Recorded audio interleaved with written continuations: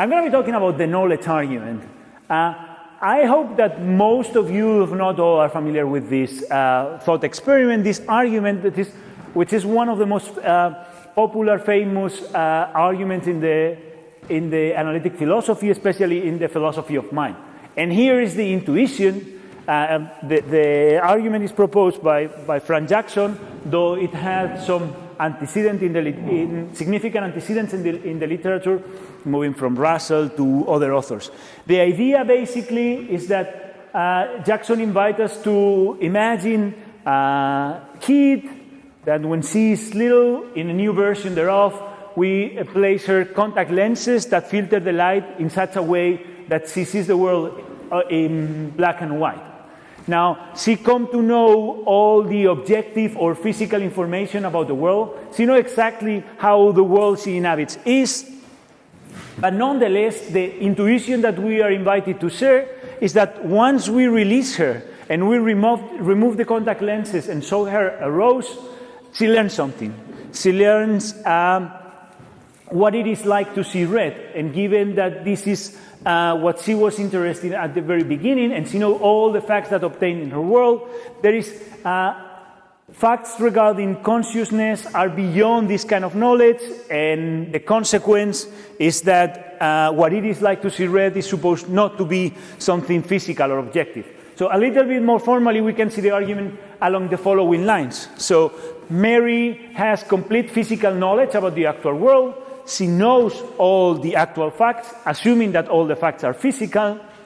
However, Mary didn't know what it is like to see red before her release, so there are some facts about the world she didn't know, and the conclusion is that there are non-physical facts. That's supposed to be the argument. Of course, we know that there are many different reactions to the argument. First of all, we can reject the intuition. So say, no, Mary didn't know all the physical facts. For example, that would be something along the lines of a priori physicalism. We can embrace the conclusion, saying, there are non-physical facts. The line of reply that I would like to explore today is what is named typically a posteriori physicalism or epistemicism, namely accepting the intuition, accept the epistemic premise, but denying the metaphysical one. So here it is. So the basis is rejecting this premise. So this corollary of the second. But in order to take into consideration what I'm going to be called the epistemicist position, I'm going to assume that the following things have to be taken into account. So first of all, we need to acknowledge that Mary indeed learned something, and that thing that she learned is something that she didn't know. So she learned something new. The second detail is that what Mary learns has to be substantial. What do I mean by substantial? So here is an example. So Mary, when she's inside the room, she perfectly understands that other people have experience. She knows what it is like to see gray and black and feeling pain, etc., etc.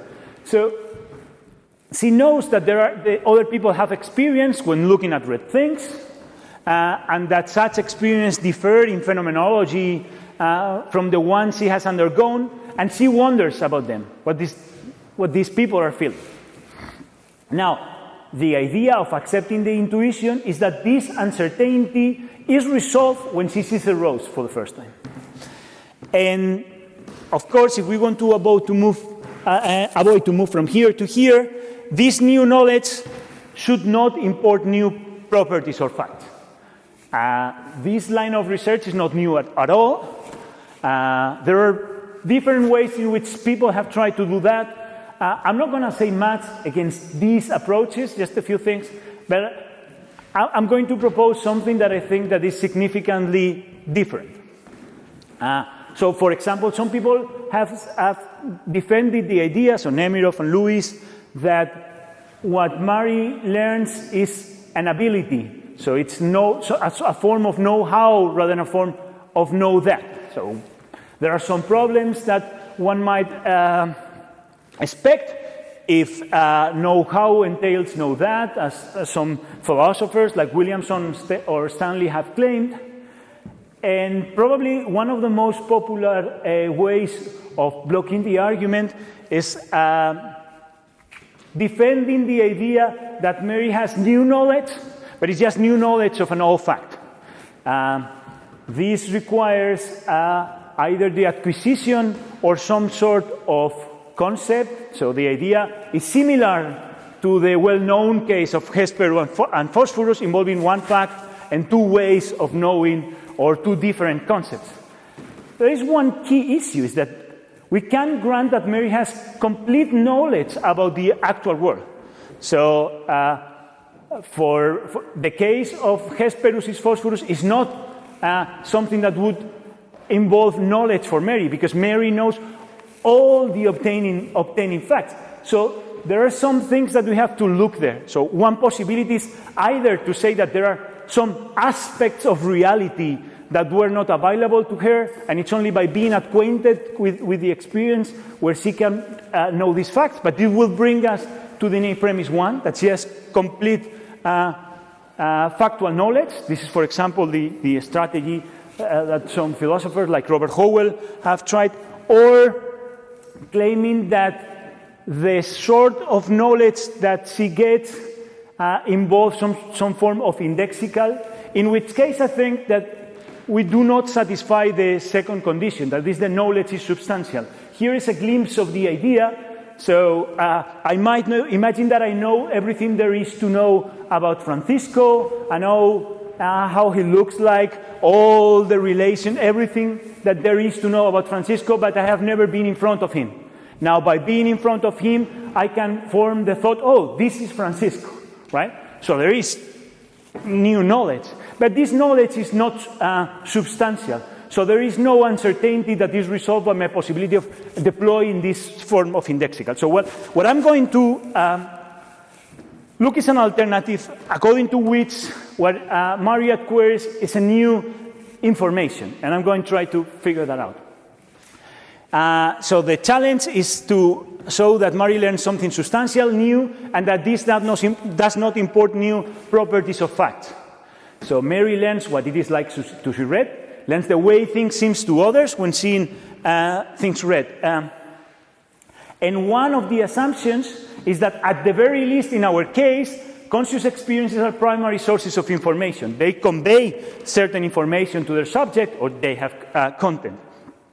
Behind the idea behind of that is some sort of representationalism, so that the way things seem to others when seeing something red equals or entails is related to the information they obtain when having the experience, what I'm going to call a phenomenal information. But later we see that we don't need to accept this identity theory or even a necessary entailment between phenomenology and content. I'll come there in a second. So to get the idea is that the experience conveys first-person information, something along the lines of I am in such and such a state. And what Mary didn't know when she's inside is the information that those experiences convey, in such a way that the content of phenomenal information is more fine-grained than the content of the objective information she gets from the books. So for the rest of the talk, which is almost like just half of it, what I'm going to do is the following. First, I am going to motivate the idea that the information in experience is first-personal. Second, I'm going to get into the details of what do I mean of the particular kind of first-personal information. So often a clear characterization that goes beyond putting something like this phrase, okay? And clarify what makes it different from what I will be calling objective information. And finally, and very briefly, what I try to do is to reply to some objections, to show in which respect this is different from other approaches that have been based on indexicality. So the first thing to be done is motivate the idea of that the information in experience is first-personal. For that, I'm going to appeal to an intuition pamper. So it's just a thought experiment, which is not that original because it's based on David Lewis' case, in Attitudes de Dicto and D'Essai, Lewis proposed the following thing. So he claims that knowledge about the world, so knowing exactly how the actual world is not sufficient to know who I am. And for this purpose, he invites us to imagine these two gods, which are omniscient in the following sense, in the sense that they know exactly the world that they inhabit.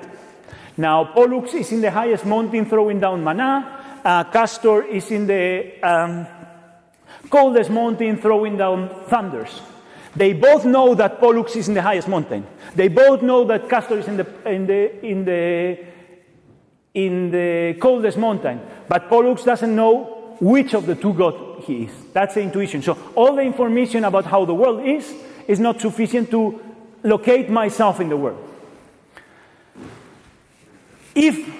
So all the objective, set aside whether it's physical or not, whether there are non-physical entities in the world. I know all the facts, all the entities in the world, yet this is not sufficient to self-locate, to locate oneself in the world. Now, I want to invite you to think whether, if this makes sense, whether we can make sense of the same thing if we substitute Pollux and Castor by two individuals with enhanced cognitive capacities in such a way that they can have the knowledge of the two gods. So here we have the example where we have Diana and David. One is located in the highest mountain. The other one is located in the coldest mountain. They know exactly which word is actual. They open the eyes and say, hey, I know where I am, right? So once we introduce consciousness into the equation, so once we have the objective or the physical information and the phenomenal information, we are in a position to know where we are, who we are in the world. If this is correct, that seems to suggest that the information that the experience provides is indeed first personal. I know how I'm doing. Yeah, okay. So when people think about the problem of consciousness, people tend to put the emphasis into the qualities. So what the people are missing is understanding the qualities. And I want to show you that the information that the experience provides go beyond knowledge of qualities. So for that examples, I would like to substitute our two gods by two goddesses. So we have two goddesses. Here they are, Isis and Nephthys. Okay, and the example is quite the same. I just have these two goddesses, one located in the highest mountain, blah, blah, blah, blah, blah, blah, and with exactly the same knowledge that they have. The same knowledge plus qualitative knowledge. By qualitative knowledge, I mean they know how it feels to have a headache, they know how it feels to be to see something red, they know what it is like to, etc., etc. They know all the possible qualities. However, they know that and they know where they're instantiated. So they know that Sebas is having a slight headache, that Francisco is having a sort of whitish, etc., etc. However, they are at some points before T, they are zombies. By that I mean that they're not having experiences themselves. Now, at time T, they're going to recover consciousness. And Isis is going to have a pleasurable experience, and Nephthys is going to have an unpleasant experience. Of course, by having objective knowledge, they know that. They both know that at T plus 1, Isis is going to have an experience of a pleasurable experience, and they know the quality, and that Nephthys is going to have a negative experience. However, my intuition, the intuition that I invite you to share with me, is that whereas at this point they are not in a position to know who they are, at the moment where they recover consciousness, just by having the experience that happens with any experience, Isis is going to be, oh, yeah, I'm the one with the pleasure. I'm the one here located. So that's the idea. So if this suggestion makes sense to you, it suggests that the information in experience is indeed first-person information. At the moment, I'm just saying information not only about how the world is, but how I am related to that world. But that's just intuitions. So in the recent literature on D'Essai representation, people have complained that, that's only an intuition. Do you say the intuition? I hope so. That would be helpful for me. But if not, don't worry. I'm going to move beyond. I'm going to move beyond that, and I'm going to offer an argument that the content of experience of phenomenal content is first personal in a particular way. Here are some assumptions. Let me see. Yeah. Okay. So, as I mentioned, I am assuming that our conscious experience is the primary source of information. There is some information that is conveyed to the subject, typically called as awareness, and that such an information can be true or correct or false. So experiences are the sort of thing that can be evaluated as correct and incorrect. Second assumption is that two individuals can have experiences with the same phenomenology. Different theories will disagree with regard to what is required from two subjects in order to have experience with the same phenomenology. But unless we really want to deny some form of physicalism, we need to acknowledge that identical molecule by molecule duplicates with the same history of interaction, etc., are going to start experiences. And most theories will easily relax those constraints. Here, I'm also assuming that any two experiences with the same phenomenology convey some common information. And this common information is going to be, I will be calling phenomenal content. So there will be an entailment from sameness in phenomenology to sameness in phenomenal content. The argument only needs that in the actual world, for two ordinary subjects, if their experience have the same phenomenology, they have the same content. So there are some philosophers, for example, David, that have reject that this holds with metaphysical necessity. If this is right, then all that I will be offering is an explanation of why we have the intuition of merit, because we satisfy this condition. Okay? And so I'm assuming small things, that awareness is individuated by phenomenal content, and by phenomenal content I include all the information that some people prefer to put in the attitude, but we can skip that. Now, just one second. Here's the idea. So there are discussions in the literature regarding what is the object of experience. So our experiences exhibit intentionality. In the case of the kind of experience of a green apple, there are discussions about what is the primary object, the object toward the experience is directed. And there are discussions whether they are abstract properties or particular entities, whether there are low-level properties like only the form or the color, or also high-level properties like that of being an apple, or even whether they are objective properties in the world or objective entities in the world, or mental qualities. I'll just, for the sake of exposition, I will assume that in experiences like this one, the object is the apple and its properties. But all that I'm going to say can be modified mutatis mutandi to accommodate your preferred view on that. So people also think that it involves some sort of relation, and there are discussions between same-order theories and higher-order theories, for example, with regard to whether this involves the experience itself or some sort of relation to the entities. I also remain neutral on that. What I'm going to be assuming is that phenomenal content concerns the subject, that there is some form of self-awareness. And that's what I try to illustrate by the example of Isis and Nephthys, right, that we have seen before. But I'm not alone. I mean, people since Aristotle have been claiming things like that. The view is mainly associated with Descartes, but also other authors like Locke, etc. It has been denied by the evil David Hume, and somehow recovered on basis of transcendental arguments by Kant, and brought into the recent literature by one of Kant's student, Fichte, ideas that we can recover in Wittgenstein or in Shoemaker, and in our days, those are the idea of pre-reflective self-consciousness in the phenomenological tradition, but also it's behind, for example, Rosenthal's sensitivity principle, the idea that a conscious experience is one that in which I am aware of being in certain state, or the distinctive first personal character for me-ness or me-isness or sense of mine. So all these ideas. And here is that what the experience conveys, the sort of information that the experience gives me is that I am in certain state. The state my experience represents myself as being will depend on what I take the primary object to be, but I'll just say something like I am in certain state. So so it does not only involve the primary object, but also some sort of relation of the subject to the object. And here we can use different sentences to convey similar ideas. Now, the question is, in what sense this first person or the se content is special, and how this is supposed to help with the knowledge argument.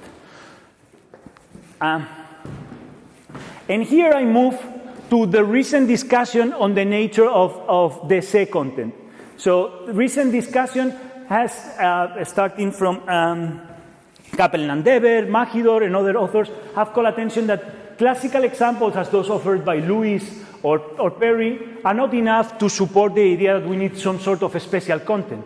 So what I'm going to provide in a couple of minutes is a new argument to motivate that this content, phenomenal content, is first personal, something I have already said, and now that it's special, and in what sense.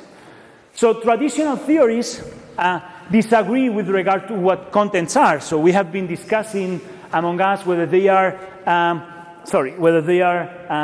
sentences in the language of thought, whether they are Russellian propositions, so structured propositions of an object and a property, Phrygian propositions, etc., etc. But what all those theories agree is that they are the sort of things that have truth value and that satisfy the following two conditions. The first has been called absolute or global. I'm calling it here objective because it's what I'm going to use to characterize the general knowledge. And it's the idea that the truth value of these contents or propositions do not change depending on the time or the individual. So once we have the complete description of the world, we can assign them a truth value. And the second one is that they are portable, so that they can be, different individuals can entertain mental representations with the same content. The idea is that first-person content somehow challenge this thing. And there are arguments in the literature that attempting to show that first-person content cannot satisfy these two things. Ways of doing that, for example, we can have Frege in mind. Frege say, in first-person representation, everyone is presenting to itself in a way that is only available to oneself. Boom. It's not portable. So you cannot represent Sebas in the first-person way. It's only me, the one that can do that. So this would be a position that would be objective and reject portable.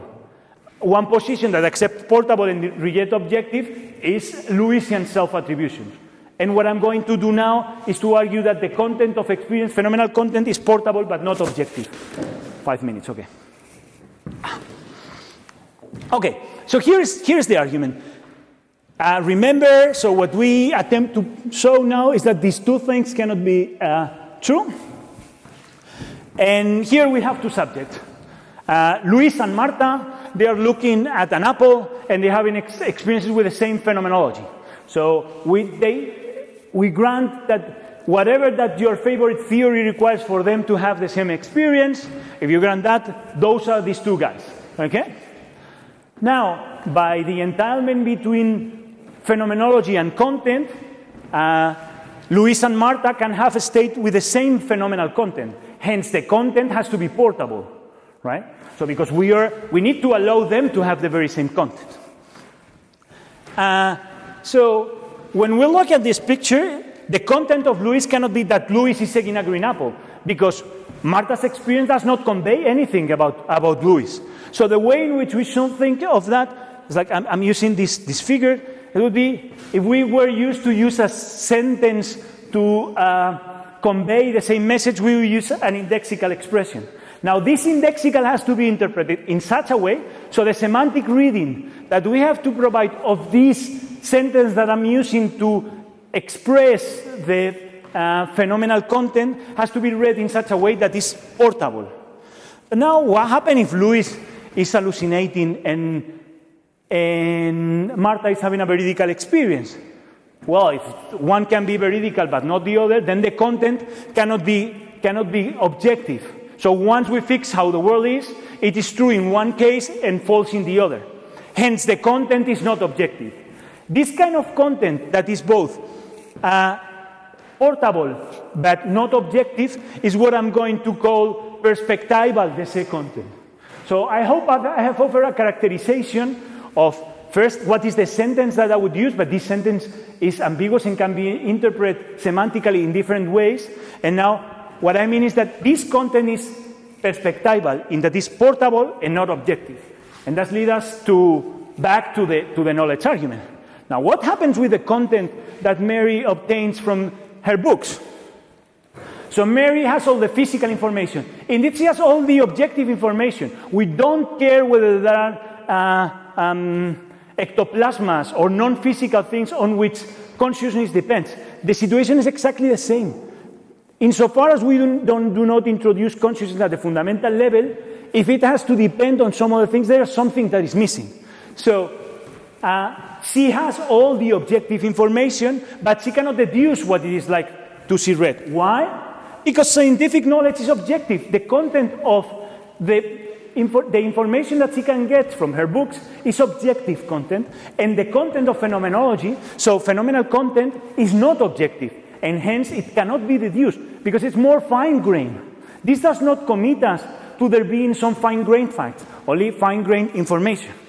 Now, this satisfies the desiderata for epistemicism. So Mary learns something. Mary learns the information that this state has, which is something that she didn't have in advance. Now, Mary's new knowledge is substantial, insofar as self-location is substantial, and this new knowledge does not import with it new, or it's not obvious that it has to import with it new properties or facts. Because we're talking only in terms of information. Now, it depends on what it takes for the state to have this information, whether there would be commitments at this point or not. So the content of Mary's new knowledge is perspectival desé, and it cannot be deduced from the objective knowledge. In the last 2 minutes, in the last 2 minutes, I'm going to consider a couple of objections very, very quickly. The first one is that one classical complaint a couple of years after the publication is that the knowledge that Mary lacked, which is of a particular point for the knowledge argument against physicalism, is knowledge about the experience of others, not about her own. And one might have the impression that what Mary is missing is information about herself, but it's not. So Mary knows all the facts regarding, imagine that Martha and Luis are seeing something red, so Martha knows all the facts regarding Martha and Luis' state. So whatever relation, whatever instantiation of neurological properties, this is something that she knows. She doesn't know what it is like to see red. So she lacks the information that the state carries. And for that, I want you to invite you to make the distinction between knowing what it takes to have the knowledge and having the knowledge, so having the evidence. So I might know that in order to know all the physics, what I have to be is in a brain like the one of Mary, or reading this book. But I haven't read this book, so I don't have the information. That's the idea. So Mary knows that S carries some information. I use this label to refer to the information that the state carries, but she does not have the information. And that's what she gets when she gets the experience. So in having the experience, yeah, okay. The second is that if you're familiar, so some people have appealed to indexicals, like Stalnaker, Perry, Israel. But contrary to what I'm presenting here, the view that they present is an objectivist one. It's one that involves exclusive access. So one that involves a particular relation to the object, and in this sense is not portable, but it's objective. And we can see that, as I mentioned in advance, it is either too thin to account for Mary's epistemic gain, or it has to import with it a new property, but not with the proposal that I'm giving.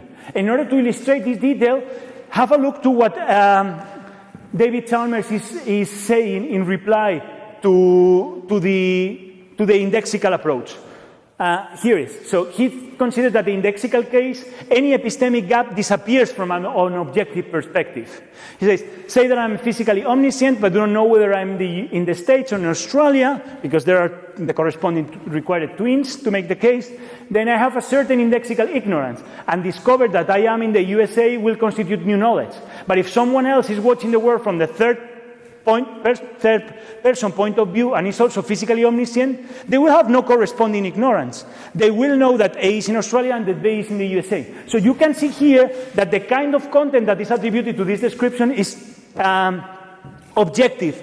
The objective information characterized by this sentence. So this assumes that the content is objective and perspectival the content is not.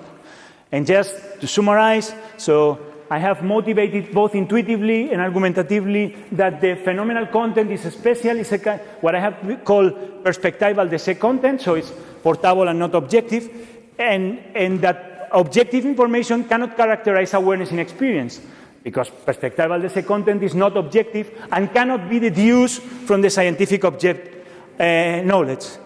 This way, we satisfy all the desiderata, and I just sat up because it took too long. Thank you very much.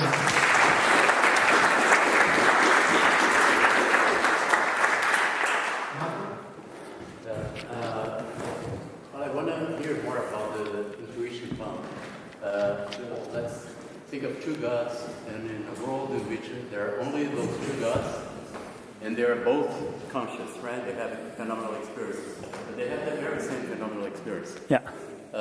Did they know who they are? No. Right. I mean. So why does it imply this? Oh, because there is. So the fact that they have first person. So I was trying to show that the information is first personal, not that with this information you can do everything. So you need something distinctive. So if they have conscious experience and the conscious experience are the same, I don't think that they can self-locate. So they have to be something different, in this case, information about themselves. So, but the fact that this is this kind of information doesn't mean that from that you can have something, so you need something else. Right, so just follow up. Is it some sort of descriptivist knowledge of who I am as the one having the experience? No, because descriptive knowledge would be objective. So it has to be. I'm just the one who satisfies. I mean, I am the one having all those experiences. That would be objective. Right. So once we fix the world, there are two readings. Once you introduce an indexical expression, there are two ways of reading it. Once according to which, once we fix the world, we can attribute it truth value, and which according to what we cannot. So if you can tell me the content without introducing an indexical, because once we introduce the indexical, we have this ambiguity. So the idea of this perspectival de se content is just reading the I content without including as part of the content what we would take to be the referent, in such a way that you and I can share the thought when we. So Lewisian's self-attribution of properties. So what we do in having the experience is we attribute the property in being in such and such relation with the primary object of experience. That's the idea. Santiago. Thank you for your talk. I have a general question. I'm not sure I understood the dialectic. So here is what I think. So let's compare two cases of Mary. Mary 1 is the original one that grows, so who always lives in a black and white environment, and then learns something new upon being exposed to something red. And let's compare this Mary with another Mary. This time, this Mary has lived an entire life without any pain at all, and at some point feels pain and learns something new. So we have the intuition that in each case, Mary learns something new, but perhaps also the intuition that in each case, Mary learns something different. Then the question is, how can your contents account for the difference in what Mary learns in each case? Yeah. And it seems that the natural explanation is that you need to introduce something beyond the set contents, that is, the specific qualities that integrate these two different experiences. Yeah, thank you very much. Let me try at least to disagree. So Mary is inside the room, and she doesn't know what it is like to see red, but she doesn't know what it is like to see blue either. So she knows. What she doesn't know is what is the information that an experience of red carries and an experience of blue carries, or an experience of pain carries. And this information is that I am in such and such a state, where the differences are given by the state, but those experiences carry a different information. So the difference in the knowledge that Mary does not have are given by the difference in the information that they get. They all are first personal, sure enough, but that doesn't mean that all first personal information is the same. So the message, the information in both cases is different, and that's what is supposed to account for the difference. Are you looking at me like, nah? Okay. It seems to be that if you want to introduce these differences, you are going well beyond what the framework of the second sentence was providing. No? So the problem that the Dese contents attempt to show is only why this information cannot be written down in the books. That's a challenge, and that's what they have by appealing to the framework. But that doesn't mean that all Dese content is the same information. So what it is like to figure out a novel experience that we don't know. The idea is that we don't know is what it takes to have the information. Oh, I am in blah, blah, blah state. And blah, blah, blah state is a different information from I am in blah, blah, blah state. Read in this way. So that's the idea. Thank you. First, just for the context, I'm happy that you included Descartes and all the classical philosophy, the modern philosophy. They use the distinction between primary qualities and secondary qualities as a way to distinguish between what's objective, or any, like the God-side point of view from relational properties. So you take temperature, for instance, instead of color, it's much more clear. This is just for the content, because what's fair enough. To the question and the debate is whether it's physicalism or dualism that the state, and this is regarding your proposal, I sympathize, but my doubt is whether perspectival information includes in the content the self. Yeah. Anyway. So, of course, the sensory experience is perspectival. It has concerns how I relate to this fact. But maybe you can get the same argument and the same response to the challenge with a version of your proposal in which the self is not part of the content. So, here's the situation. Marco and I, we're both having an experience with the same phenomenology. And myself, if there is such a thing, and Marco's self are different selves. Now, if this self is part of the content, of the phenomenal content, then Marco and I cannot have the same.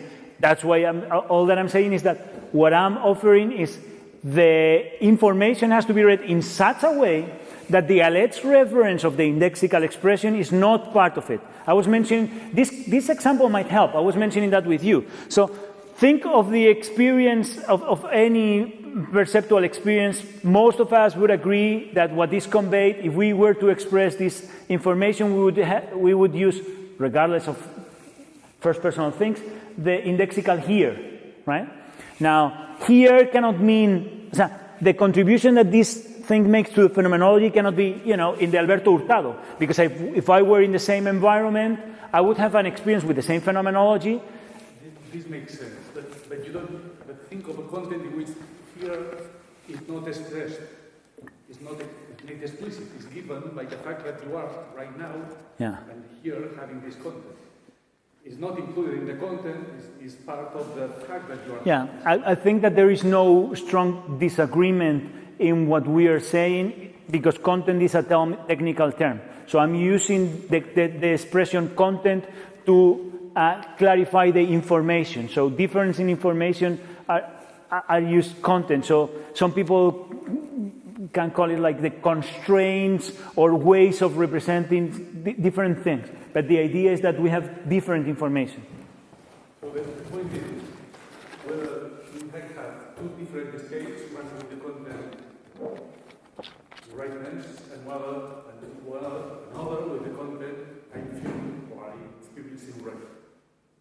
If we can tell apart both states, then you can get what you want without putting the content the self in any way.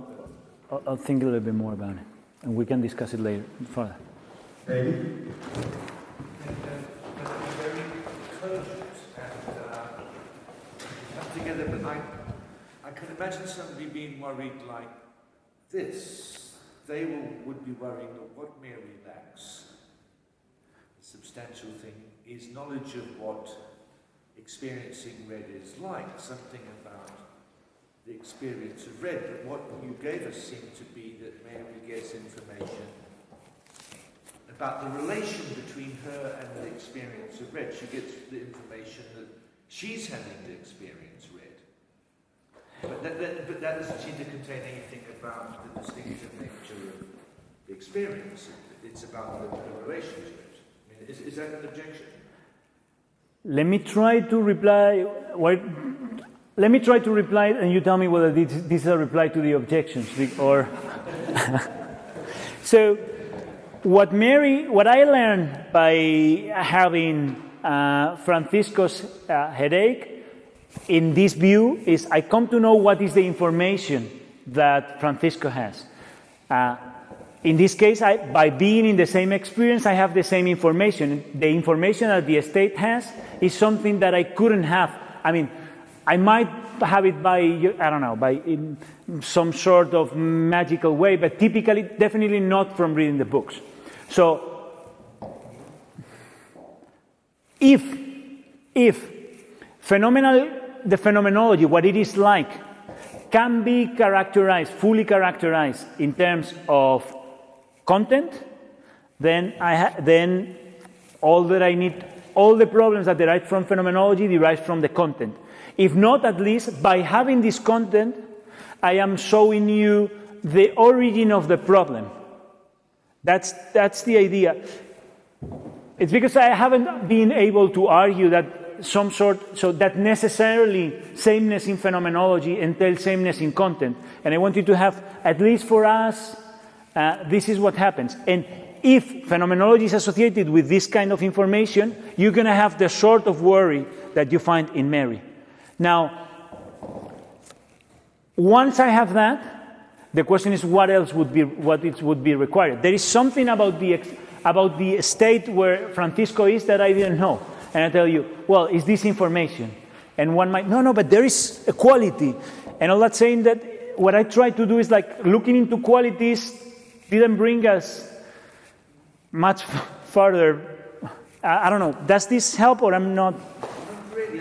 I don't have the itch that you're trying to scratch, but if I did have it, I'm not sure it would help. I mean, look, as I'm seeing it, there's something about Francisco's content that you haven't got, but it's the I bit. Francisco's got, I've got a headache, and you can't think that content in the way Francisco. But that would be that's not, because that would be objective content, which is non-objective, which is objective but not portable. So I can have the content that he has. We can share this content. So the way in which the content must be read is not this way. It's not that I cannot have this content. I must be able to entertain this content if he can have experiences like mine, and we have some sort of supervenience of content on phenomenology. So it has to be possible for me to have this content, and that's the idea. We can discuss. Thank you very much. Okay, thank you very much. Muchas gracias.